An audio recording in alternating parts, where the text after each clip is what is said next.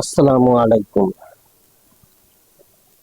ধরে নিলাম নাসিরুদ্দিন পাটোয়ারি বেয়াদব। আমি ধরে নিলাম আপনারা যারা কিছু কিছু লোক বলে থাকেন, বিশেষ করে বিএনপির কিছু কিছু বিশেষ লোক আছে যারা নাসিরুদ্দিন পাটোয়ারিকে বেয়াদব বলে আখ্যায়িত করে থাকেন, তা আপনাদের সাথে আমি একমত হলাম। ওর যে ভাষা জ্ঞান, ওর যে গালিগালাজের কথাবার্তা বলেন, সেই কারণে তাকে আপনারা বেয়াদব বলে আখ্যায়িত করেন। ওর কথাবার্তার ধরনগুলো ভালো না, ওর কথাবার্তাগুলো অপ্রাসঙ্গিক এবং শিষ্টাচার বহির্ভূত। এই সব কারণেই তো নাসিরুদ্দিন পাটোয়ারিকে বেয়াদব বলেন এবং সে রাজনীতির শিষ্টাচার বহির্ভূত এই কথাগুলো বলে থাকেন। আমি আপনাদের সাথে একমত হলাম, জাস্ট তর্কের খাতির আপনাদের সাথে আমি একমত হলাম যে ও আসলে বেয়াদব, এই জন্য ওর প্রতি অ্যাকশন নেওয়া উচিত।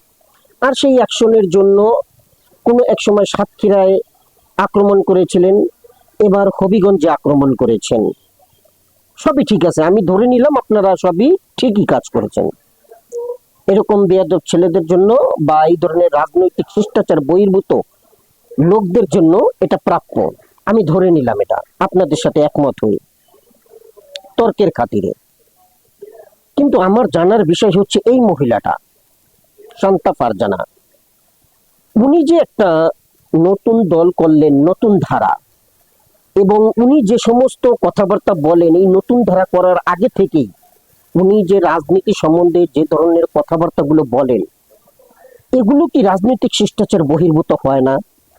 উনার যে মুখের ল্যাঙ্গুয়েজ, উনি একজন রাজনৈতিক নেতা হিসাবে আবির্ভূত হয়ে নিজেকে যেভাবে জাহির করতে চাচ্ছেন এবং যেই ধরনের কথাবার্তাগুলো উনি বলে থাকেন, শুধু যে রাজনৈতিক ব্যাপারেই কথা বলেন তা না, তিনি ইসলামের ব্যাপারেও এমন কিছু কথা বলেছেন যা সাধারণ মানুষ আমরা যারা শুনি, আমরা ধরে নিলাম রাজনৈতিক ব্যক্তিত্ব যারা আছে তাদের কথা বাদই দিলাম, আপনাদের মোটা গন্ডারের চামড়া, সেই কারণে আপনাদের এগুলো সয়ে গেছে বা আপনারা এগুলা মানে প্রভাব বিস্তার করতে পারে না।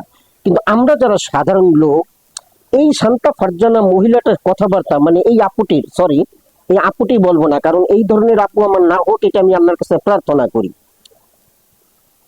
এই মহিলাটি যে ধরনের কথাবার্তা বলে সেটা কি রাজনৈতিক শিষ্টাচারের বহির্ভূত হয় না? তার কথাগুলো কি অপ্রাসঙ্গিক হয় না?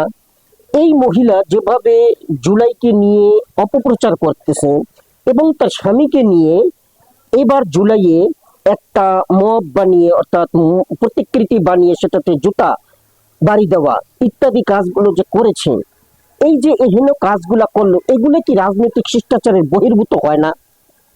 এটি কি কোনো শাস্তির আওতায় আনা যায় না?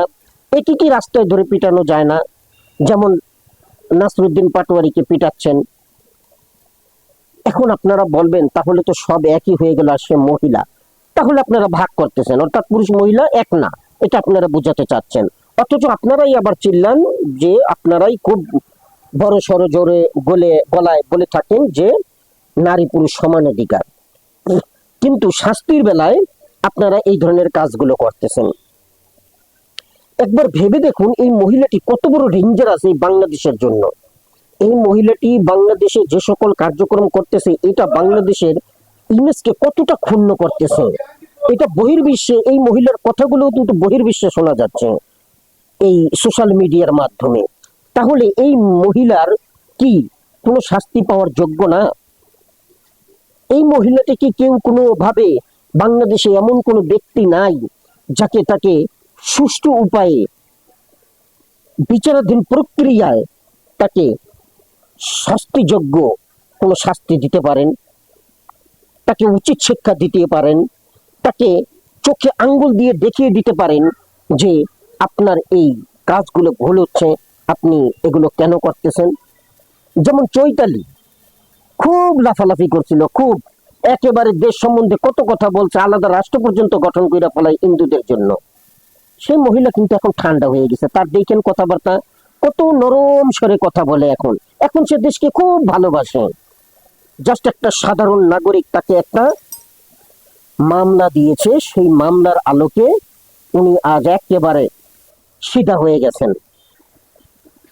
তো এই শান্তা ফারজানার মতন একটা বেয়াদব মহিলাকে, একটা শিষ্টাচার বহির্ভূত মহিলাকে যে রাজনীতি করার মতন আমি মনে করি একেবারে অযোগ্য, এমন একটি মহিলাকে কি কেউ কোনো শাস্তির আওতায় আনতে পারেন না? বাংলাদেশে কি এমন কোনো ব্যক্তি নেই যাকে, যিনি এই দায়িত্বটা নিয়ে এই দায়িত্বটা সম্পন্ন করতে পারেন, এই ফারজানা এবং তার স্বামীর বিরুদ্ধে এমন একটা ভালো অ্যাকশন নিতে পারেন? দেখার অপেক্ষায় রইলাম। তবে আমার ক্ষমতা থাকলে আমি ঠিকই সেটা করে দেখাতাম। ধন্যবাদ। আসসালামু আলাইকুম।